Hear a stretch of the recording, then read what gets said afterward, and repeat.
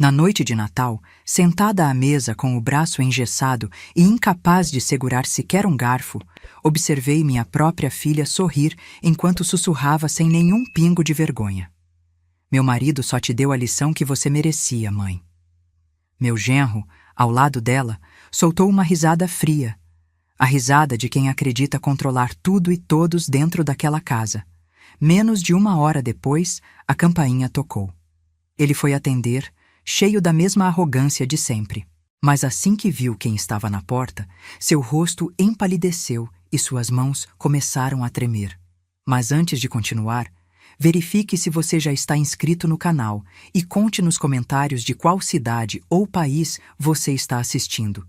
Adoramos saber até onde nossas histórias chegam.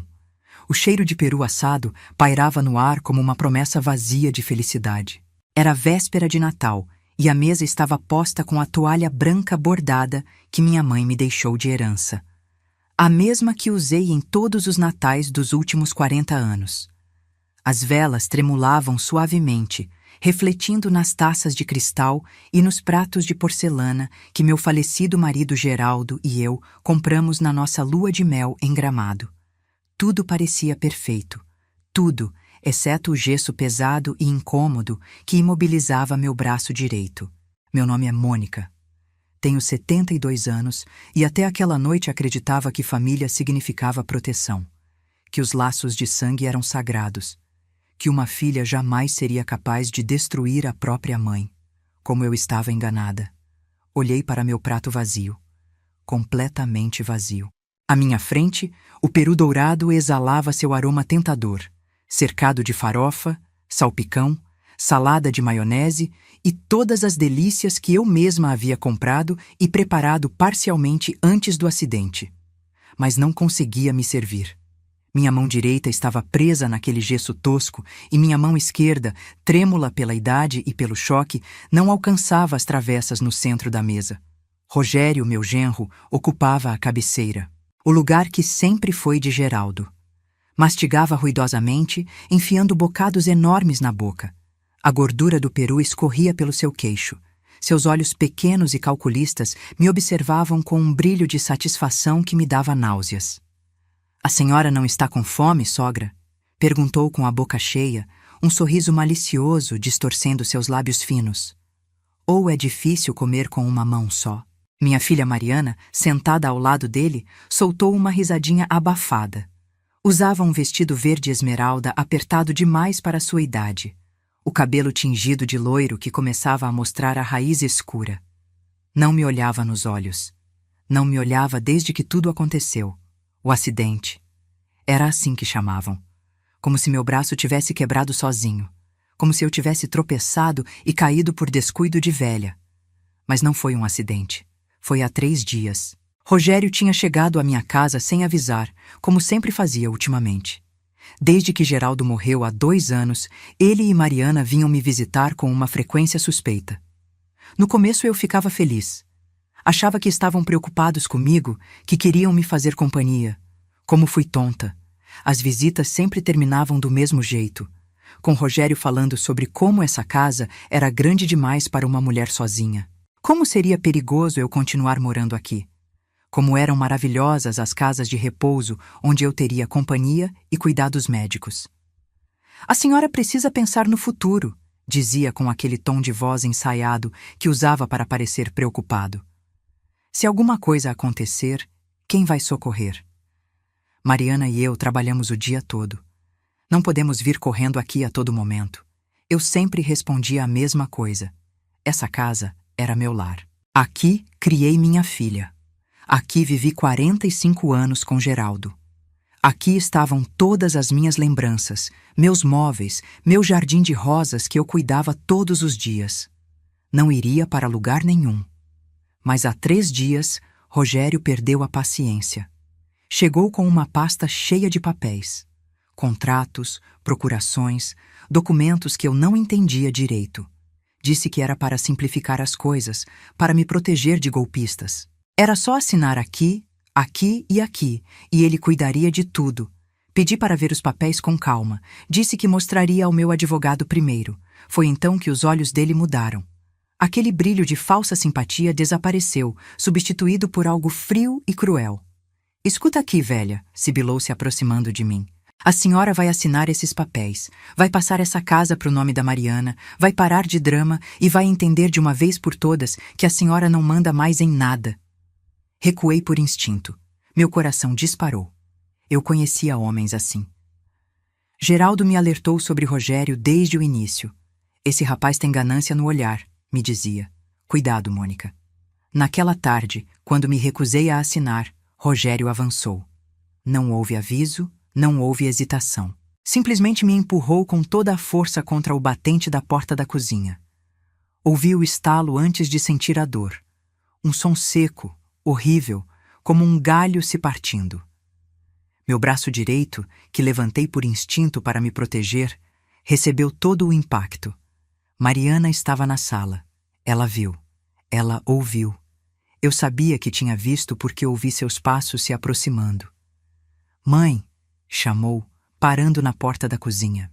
Levantei os olhos para ela, esperando socorro, esperando que minha filha corresse até mim, me ajudasse, chamasse uma ambulância, esperando que confrontasse o marido, que gritasse, que fizesse alguma coisa. Mas Mariana só olhou para Rogério, depois olhou para mim, e então disse palavras que ficarão gravadas na minha memória até o dia da minha morte. Mãe, por que você não pode simplesmente cooperar? Viu o que aconteceu por sua culpa? Não houve ambulância. Rogério arrancou os fios do telefone fixo e confiscou meu celular. Disse que eu ficaria ali pensando até entrar na razão. Trancou a porta da frente e levou Mariana embora. Passei a noite no chão da cozinha, com o braço quebrado latejando, sem conseguir me mexer. A dor era tanta que perdi a consciência algumas vezes. Quando amanheceu, eu tinha febre e tremores. Foi minha vizinha, Dona Carmen, quem me encontrou. Estranhou não me ver regando as plantas de manhã e veio verificar. Forçou a porta dos fundos com a ajuda do neto e me levou ao hospital. Na sala de emergência, contei que tinha caído, que tropecei no tapete da cozinha. Os médicos me olharam com aquela expressão que dizia que não acreditavam, mas não insistiram. Engessaram meu braço e me mandaram para casa. Quando Mariana apareceu no hospital, chorou. Me abraçou pedindo perdão, dizendo que não tinha entendido a gravidade da situação, que Rogério estava nervoso por causa do trabalho, que nunca mais ia acontecer.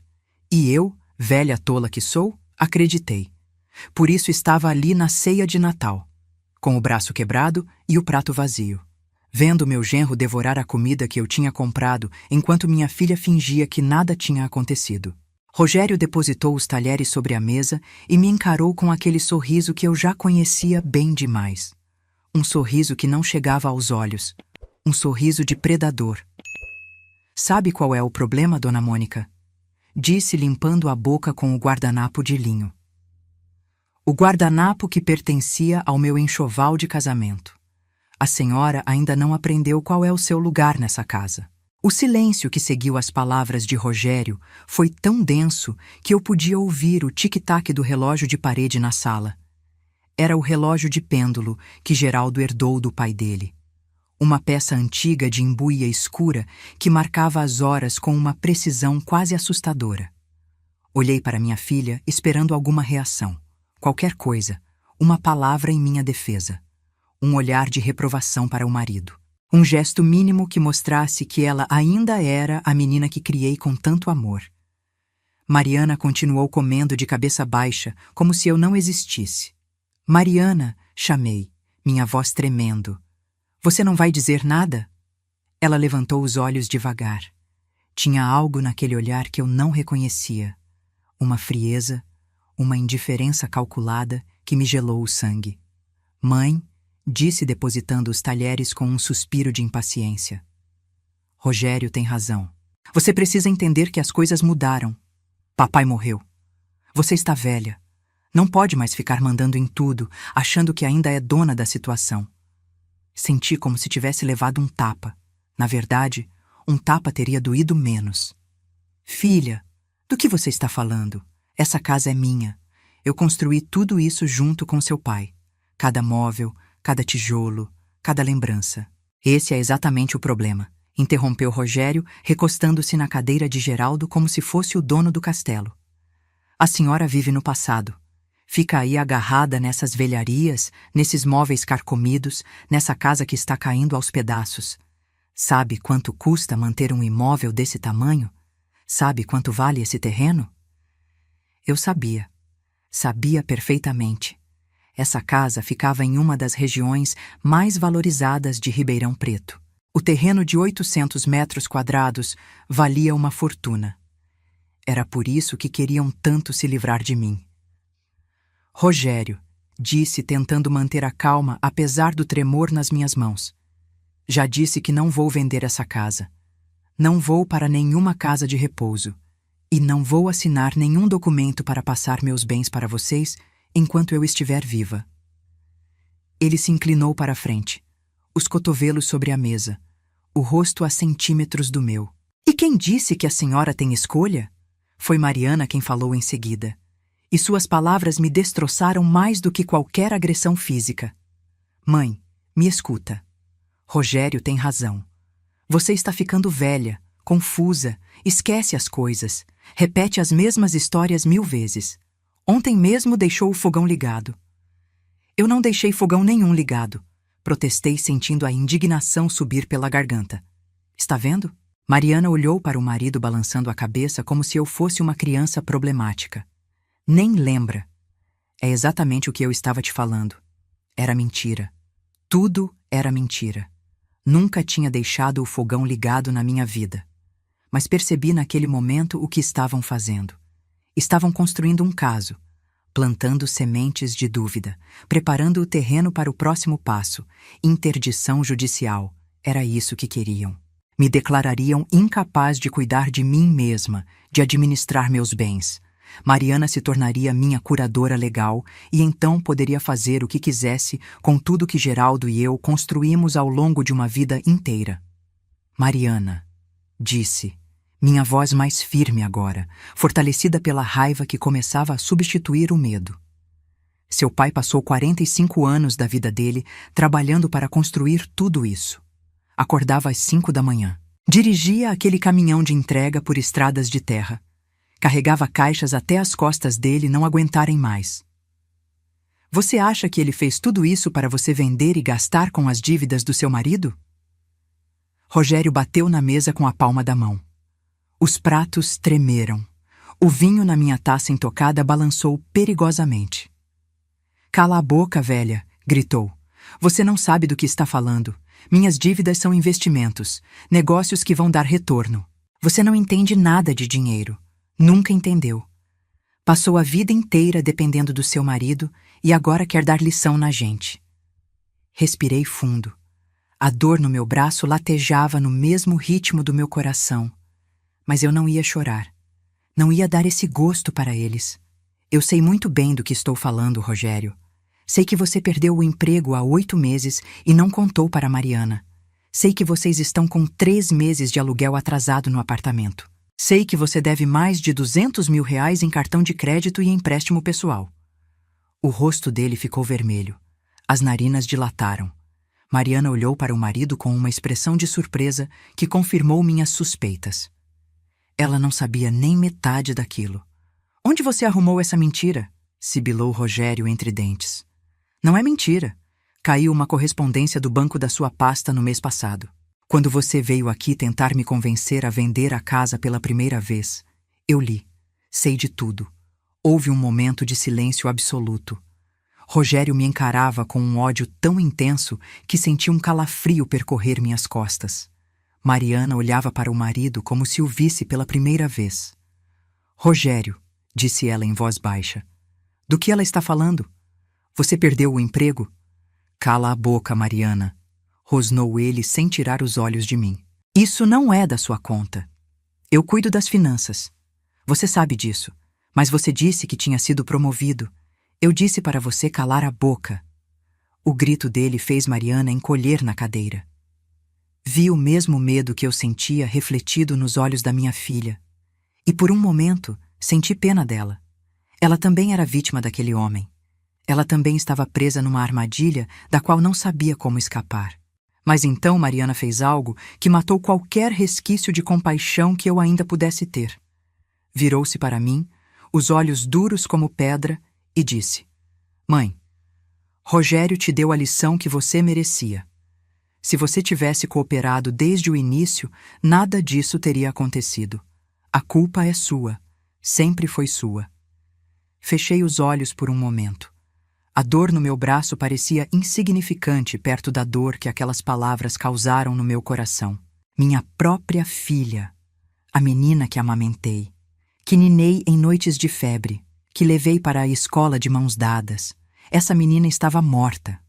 No lugar dela havia uma estranha que me olhava como se eu fosse um obstáculo a ser removido.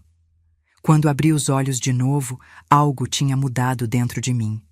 A tristeza ainda estava lá, mas tinha sido empurrada para um canto, substituída por uma determinação fria e calculada. Vocês têm razão, disse, minha voz surpreendentemente calma. Estou velha, estou fraca, não tenho mais forças para lutar. Vi os olhos de Rogério se iluminarem com um brilho de vitória. Mariana relaxou visivelmente na cadeira. Finalmente a senhora está sendo razoável, Dona Mônica, disse ele voltando a comer como se nada tivesse acontecido. Amanhã mesmo a gente vai no cartório. Resolvo tudo rapidinho. A senhora nem precisa se preocupar. Só uma coisa, disse olhando para o relógio de parede. Eram exatamente 8 horas da noite. Em poucos minutos a campainha ia tocar. E quando tocasse, a vida de Rogério e Mariana nunca mais seria a mesma. O que eles não sabiam, o que ninguém sabia, é que Geraldo não era apenas um caminhoneiro.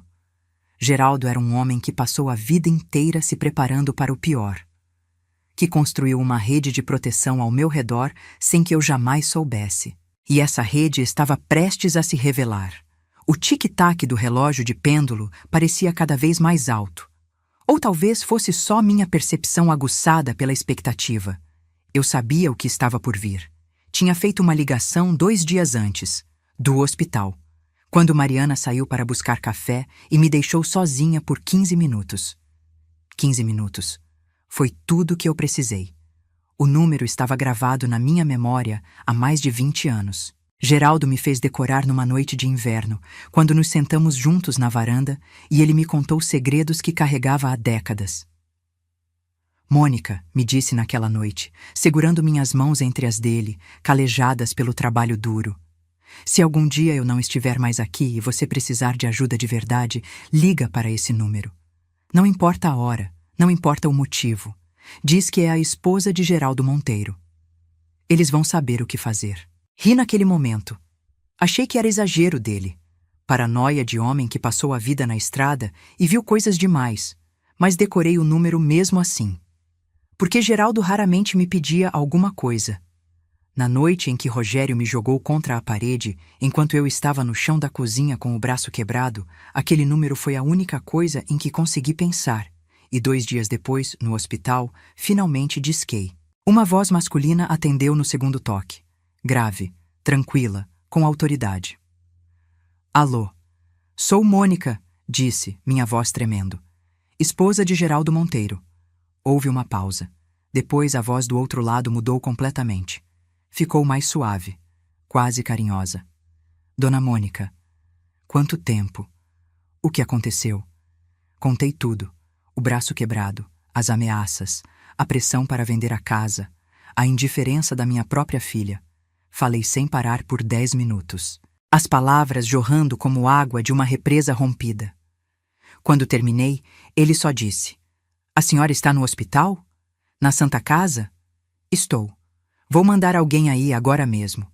E sobre a outra situação, eu cuido pessoalmente. A senhora confia em mim? Confio, respondi sem hesitar. Então a senhora volta para casa. Finge que nada aconteceu.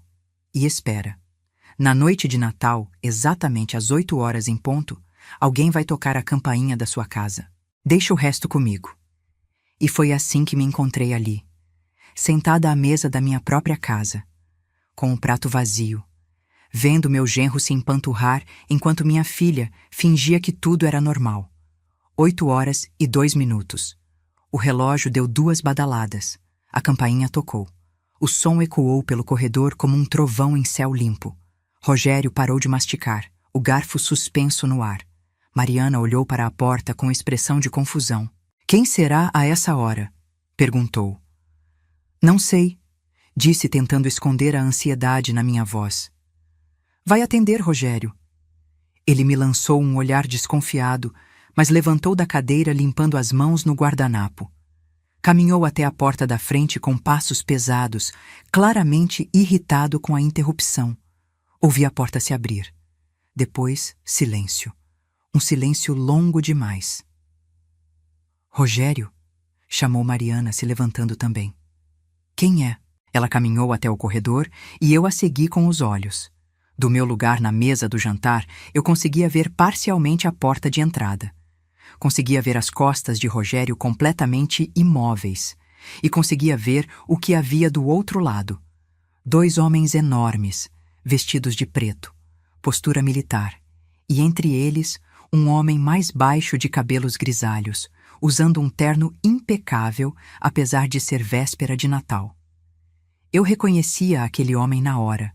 O rosto dele estava em todos os jornais, em todas as reportagens de televisão. Era o homem mais poderoso do Estado. O homem que controlava a polícia, a justiça, a política. O homem que, segundo diziam, tinha construído seu império sobre favores e lealdades inquebrantáveis. Desembargador Alberto Reis, presidente do Tribunal de Justiça de São Paulo, e estava na porta da minha casa.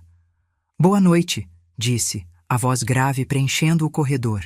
"Gostaria de falar com Dona Mônica." Rogério não conseguia se mexer. As pernas dele pareciam pregadas no chão. Mariana, atrás dele, estava com a boca aberta numa expressão de puro choque. Me levantei da mesa sentindo uma força que não sabia que ainda tinha. Caminhei até a porta, passando pela minha filha paralisada, até ficar de frente com o homem que tinha atendido minha ligação. "Alberto", disse, usando o nome que Geraldo sempre usava quando falava dele. Os olhos dele, que transmitiam autoridade absoluta para o resto do mundo, suavizaram ao me ver. Desceram até o gesso no meu braço e algo cruzou seu rosto. Uma sombra de raiva controlada que fez os 2 guarda-costas se endireitarem automaticamente. "Dona Mônica", disse inclinando levemente a cabeça num gesto de respeito. "Geraldo salvou minha vida uma vez. Ele nunca quis que eu pagasse essa dívida. Mas agora olhou novamente para meu braço. Agora vou pagar." Senti lágrimas queimarem meus olhos, mas as contive. Não ia chorar. Não na frente de Rogério e Mariana. Não depois de tudo que tinham feito. "Entre, por favor", disse abrindo mais a porta. Eu estava jantando praticamente sozinha. Alberto entrou seguido pelos 2 homens de preto. Rogério finalmente conseguiu se mexer, recuando contra a parede como se quisesse se fundir com ela e desaparecer. Desembargador gaguejou tentando sorrir. "Que honra! A gente não sabia que minha sogra conhecia. Quer dizer, que prazer recebê-lo." Alberto nem olhou para ele. Caminhou direto para a sala de jantar, observando a mesa posta, os pratos, a comida. Os olhos dele pararam no meu lugar, no prato completamente vazio. "A senhora não comeu?" constatou, não como pergunta, como acusação. Não consegui alcançar as travessas, respondi simplesmente, com o braço assim. Vi a mandíbula de Alberto se contrair. Ele se virou para Mariana, que tinha seguido o grupo até a sala como um fantasma, pálida e trêmula. "A senhora é filha dela?" perguntou. Mariana assentiu, incapaz de falar. "E deixou sua mãe passar fome na própria casa na noite de Natal?" "Eu, a gente." "Ela não pediu." "Ela não deveria precisar pedir", cortou Alberto, a voz afiada como navalha. "Ela é sua mãe. A mulher que trouxe você ao mundo, que te criou, que sacrificou tudo por você. E você deixa ela com fome enquanto come na frente dela." Mariana abriu a boca para responder, mas Alberto já tinha se virado. Caminhou até a cabeceira da mesa, onde Rogério estava sentado, e ficou ali parado, olhando a cadeira como se ela o ofendesse pessoalmente. "Essa era a cadeira do Geraldo", disse em voz baixa. mais para si mesmo do que para qualquer outra pessoa na sala. Eu. O senhor conhecia meu pai? Atreveu-se a perguntar Mariana. Alberto finalmente olhou para ela. Os olhos dele, que tinham sido frios até então, se encheram de algo que parecia muito com desprezo. Geraldo salvou minha vida há 35 anos. Eu era um promotor jovem que tinha ido longe demais numa investigação. Certas pessoas queriam me calar. Estavam me esperando numa estrada deserta no interior de Minas. Fez uma pausa. Geraldo estava fazendo uma entrega por lá. Viu o que estava acontecendo. Podia ter seguido em frente, fingir que não era da conta dele. Mas parou o caminhão, desceu e enfrentou 3 homens armados com nada além de uma chave de roda. Eu conhecia essa história. Geraldo nunca contava para ninguém, mas para mim contou numa noite em que acordei e o encontrei chorando na varanda. Era um dos únicos momentos em que vi ele chorar. Levou uma facada nas costas e mesmo assim não desistiu, continuou Alberto. Conseguiu me tirar de lá, me levou para o hospital e nunca quis nada em troca. Quando tentei agradecer, quando ofereci dinheiro, quando ofereci qualquer coisa, ele só disse: "Cuida da minha Mônica se um dia eu não puder." O silêncio na sala era absoluto. Mariana tinha lágrimas escorrendo pelo rosto. Rogério, encostado na parede, parecia prestes a vomitar. Alberto se virou para mim. "Dona Mônica, me conta exatamente o que aconteceu com o seu braço." Por um momento, considerei mentir. Considerei proteger Mariana como tinha feito a vida toda. Considerei dizer que foi um acidente, que tropecei, que caí. Mas então olhei para minha filha, para aquela estranha que tinha dito que eu merecia a lição, que me deixou passar fome na noite de Natal, que estava disposta a me jogar num asilo para ficar com minha casa. E a verdade simplesmente saiu. Contei tudo. Desde as primeiras visitas preocupadas de Rogério, passando pelas pressões para vender a casa, até aquela tarde há 3 dias, descrevi como ele me jogou contra a parede, como ouvi meu osso quebrar, como passei a noite inteira no chão da cozinha, sozinha, com dor, enquanto eles foram embora e me deixaram lá. Contei sobre as mentiras que estavam construindo, sobre as histórias de que eu estava confusa, esquecida, perigosa para mim mesma, sobre os planos de interdição judicial que eu tinha descoberto, olhando os papéis que Rogério trouxe para eu assinar. Enquanto eu falava, vi o rosto de Alberto se transformar. Aquela máscara de serenidade judicial foi dando lugar a algo mais primitivo. Uma raiva controlada, mais intensa, que ele lutava para manter sob controle. Mandei meus homens verificarem algumas coisas enquanto vínhamos para cá. Continuou Alberto, caminhando lentamente ao redor de Rogério como um tubarão cercando sua presa. Coisas interessantes sobre o senhor Rogério, sobre suas dívidas, sobre os contratos superfaturados na prefeitura que o senhor ajudou a aprovar, sobre o dinheiro que sumiu do fundo de manutenção dos prédios públicos. O rosto de Rogério perdeu toda a cor. Ficou tão pálido que achei que ia desmaiar. "Não, eu não sei do que o senhor está falando", gaguejou. "Sabe sim. E sabe também que com uma palavra minha, o senhor não só perde o emprego que já perdeu há 8 meses. O senhor vai responder criminalmente por tudo isso. Peculato, fraude, associação criminosa. Sem contar a agressão contra a Dona Mônica, que está muito bem documentada no prontuário médico dela." Alberto parou bem na frente de Rogério, tão perto que os rostos deles estavam a centímetros de distância. "O senhor tem alguma ideia do que fazem com homens como o senhor na cadeia? Homens que batem em idosa." Rogério começou a tremer. As pernas dele cederam e caiu de joelhos no tapete persa que minha mãe me deu quando casei. Começou a chorar. Um choro feio e patético, com catarro escorrendo pelo nariz. "Por favor", suplicou juntando as mãos como se estivesse rezando. "Por favor, faça o que for. Assino o que for." Eu não sabia. Não sabia que a velha, que Dona Mônica era importante. Eu achei. "O senhor achou que era uma velhinha indefesa que podia intimidar e roubar", completou Alberto. "O senhor achou que ela estava sozinha no mundo." Ele se abaixou, ficando na altura dos olhos de Rogério. "Mas ela nunca esteve sozinha. Geraldo se foi, mas a promessa que fiz a ele não foi. E agora o Senhor vai pagar por cada lágrima que ela derramou por sua culpa.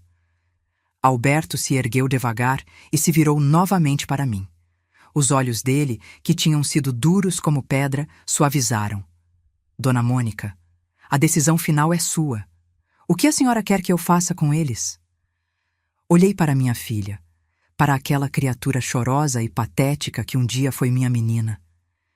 Lembrei de quando era bebê, como se agarrava no meu dedo com a mãozinha minúscula. Lembrei de quando aprendeu a andar, dando passos vacilantes na minha direção com um sorriso de pura alegria. Lembrei de quando ficou doente aos 3 anos e passei noites em claro do lado da cama dela, rezando para a febre baixar.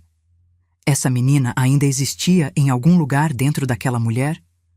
Depois olhei para Rogério, para aquele homem que tinha entrado na minha família como um parasita e destruído tudo que tocou, que tinha transformado minha filha nessa sombra medrosa, que me quebrou o braço e me deixou morrendo de fome no chão da minha própria cozinha. Não, para ele não havia perdão.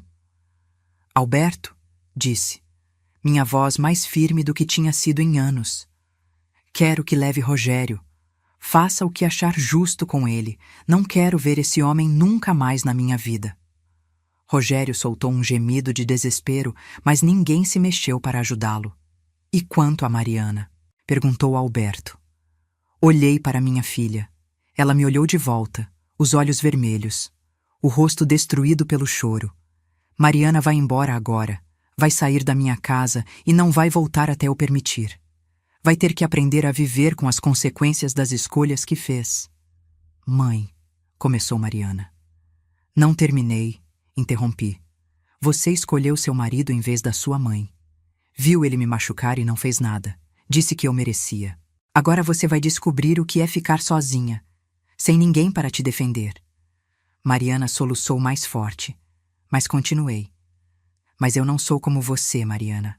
Eu não abandono minha família. Um dia, talvez, quando você tiver aprendido o que significa respeito, a gente pode conversar. Mas esse dia não é hoje. Os guarda-costas de Alberto se moveram como sombras. Em segundos, Rogério estava de pé, imobilizado por mãos que pareciam de ferro. Tentou se debater. Gritou que conhecia seus direitos, que aquilo era ilegal, que ia processar todo mundo. Alberto nem se deu ao trabalho de responder. Só fez um gesto com a cabeça e os homens arrastaram Rogério para fora da sala. Ouvi os gritos dele ecoando pelo corredor, depois pelo jardim, e finalmente se perdendo na noite quando uma porta de carro se fechou. Mariana ficou ali parada no meio da minha sala de jantar como uma estátua de sal. Me olhava com uma expressão que nunca tinha visto no rosto dela antes. Não era raiva nem desafio. Era algo mais profundo. Era o reconhecimento tardio de que tinha perdido algo precioso. Algo que talvez nunca pudesse recuperar. Te amo, mãe, disse antes de sair. Não respondi. Os guardas escoltaram Mariana enquanto recolhia suas coisas. 15 minutos depois, a porta da frente se fechou e a casa ficou em silêncio. Alberto se aproximou de mim e segurou suavemente minha mão boa. A senhora fez a coisa certa, disse em voz baixa. Sei que dói, mas era necessário. Alberto revelou então o segredo. Algo que Geraldo tinha pedido que ele guardasse até ser necessário. Foi até a estante que ficava no canto da sala. Uma estante antiga de embuia escura que Geraldo construiu com as próprias mãos quando nos casamos. Passou os dedos pelas lombadas dos livros até encontrar um volume específico. Uma enciclopédia velha que ninguém abria há anos. Tirou o livro e, para minha surpresa, a estante emitiu um clique suave. Uma seção da prateleira se moveu de leve, revelando um compartimento escondido atrás dos livros. O que é isso? Perguntei, me aproximando. Alberto retirou do compartimento uma pasta de couro marrom gasta pelo tempo. Tinha uma etiqueta na frente escrita à mão com a caligrafia inconfundível de Geraldo. Para minha Mônica. Geraldo me deu isso há 15 anos, explicou Alberto me entregando a pasta. Pediu que eu guardasse e só entregasse para a senhora se um dia precisasse de proteção. Proteção contra pessoas que quisessem tomar o que é seu. Com as mãos trêmulas abri a pasta. O que encontrei mudou completamente minha compreensão de quem tinha sido meu marido e do legado que ele me deixou. Havia uma carta de Geraldo explicando tudo. Ele não era apenas caminhoneiro. Durante 40 anos nas estradas, viu muita coisa. Ajudou muita gente. E algumas dessas pessoas retribuíram de formas que eu nem imaginava. Pequenos investimentos ao longo dos anos que cresceram. Nunca quis ostentar. Viu famílias serem destruídas por causa de herança. Os documentos me deixaram sem fôlego. Extratos bancários, escrituras, certificados de ações, um apartamento no centro de Ribeirão Preto alugado para um escritório de advocacia. Uma pequena fazenda no interior de Goiás arrendada para cultivo de soja. Participações em 3 empresas diferentes. Contas bancárias que somavam uma quantia que me fez sentar na cadeira mais próxima. E havia mais. Uma escritura de doação. A casa tinha sido doada a uma fundação da Santa Casa, mas só se tornaria efetiva após minha morte. Enquanto eu vivesse, tinha direito de uso vitalício. Ninguém podia me tirar dali. Ninguém podia vender. Ninguém podia fazer nada com aquela propriedade enquanto eu respirasse. Mesmo com interdição, a casa estava protegida. Alberto revelou ainda mais. Rogério devia R$800 mil a agiotas. Gente perigosa. Ele planejava vender tudo e fugir do país antes que viessem cobrá-lo. E eu seria deixada num asilo de 5ª categoria, sem nada, sem ninguém. Mariana provavelmente não sabia de tudo isso. Era manipulada tanto quanto eu. Alberto foi embora deixando um guarda de plantão. Fiquei sozinha, olhando a foto de Geraldo na estante. Chorando. Meu Geraldo, mesmo depois de morto, ainda estava me protegendo. Os meses que seguiram aquela noite de Natal foram de reconstrução. Não só do meu braço, que sarou devagar debaixo do gesso e depois precisou de fisioterapia, mas de toda a minha vida. Com a ajuda de Alberto e dos advogados que ele me indicou, consegui organizar a bagunça financeira que Rogério tinha deixado para trás. Descobri que ele tentou fazer empréstimos usando o meu nome como avalista. Mas como os documentos nunca foram assinados por mim de verdade, conseguimos anular tudo. O julgamento de Rogério foi rápido e sem surpresas. Com as provas que os investigadores de Alberto tinham reunido, além do meu depoimento e do laudo médico do meu braço quebrado, ele foi condenado a 6 anos de prisão. Soube depois que na cadeia teve alguns problemas com outros presos. Parece que os agiotas tinham braços longos, mesmo atrás das grades. Não senti pena. Talvez devesse, mas não conseguia. Aquele homem me machucou de formas que iam muito além do braço quebrado. Me fez duvidar do amor da minha própria filha. Transformou minha casa num campo de batalha. Me fez sentir pela primeira vez na vida que eu era um estorvo, uma carga, um incômodo. Quanto a Mariana, as coisas foram mais complicadas. Nos primeiros meses, ela tentou entrar em contato várias vezes. Ligava para o telefone fixo que eu deixava cair na caixa postal. Mandava cartas que eu lia, mas não respondia. Apareceu na porta de casa 2 vezes, mas não abri. Não foi fácil. Cada vez que ouvia a voz dela na secretária eletrônica, cada vez que reconhecia a letra no envelope, meu coração apertava. Era minha filha, minha única filha. O instinto de mãe gritava para eu perdoar, para abrir os braços, para fingir que nada tinha acontecido. Mas não podia. Ainda não. Porque perdoar sem ela entender de verdade o que fez seria simplesmente repetir o ciclo. Seria me colocar de novo na posição de capacho, de pessoa que aceita qualquer coisa em troca de migalhas de carinho. A mudança começou a acontecer depois de uns 5 meses. As mensagens de Mariana foram mudando de tom. No começo, estavam cheias de desculpas vazias e justificativas. Eu estava confusa. Rogério me manipulou. Você não entende a pressão que eu estava sentindo. Sempre jogando a culpa em alguma coisa de fora. Nunca assumindo de verdade a responsabilidade. Mas aos poucos as mensagens foram ficando diferentes. Uma carta em particular me marcou. Chegou num dia de chuva, quase 6 meses depois daquela noite de Natal. Mãe, começava a carta.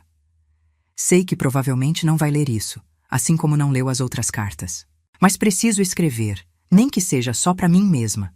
Esses meses longe de você foram os piores da minha vida. Não por causa do dinheiro ou do apartamento que perdi ou das dificuldades que estou passando. Foram os piores, porque pela primeira vez tive que me olhar de verdade. Sem o Rogério para me dizer o que pensar. Sem desculpas para me esconder atrás. E o que vi foi horrível. Vi uma mulher que deixou a própria mãe no chão, com o braço quebrado. Uma mulher que ficou do lado do marido quando ele te machucou. Uma mulher que disse que você mereceu. Como eu pude fazer isso, mãe? Como eu virei essa pessoa? Estou fazendo terapia agora. Não tenho dinheiro, mas consegui uma vaga num centro de apoio psicológico gratuito.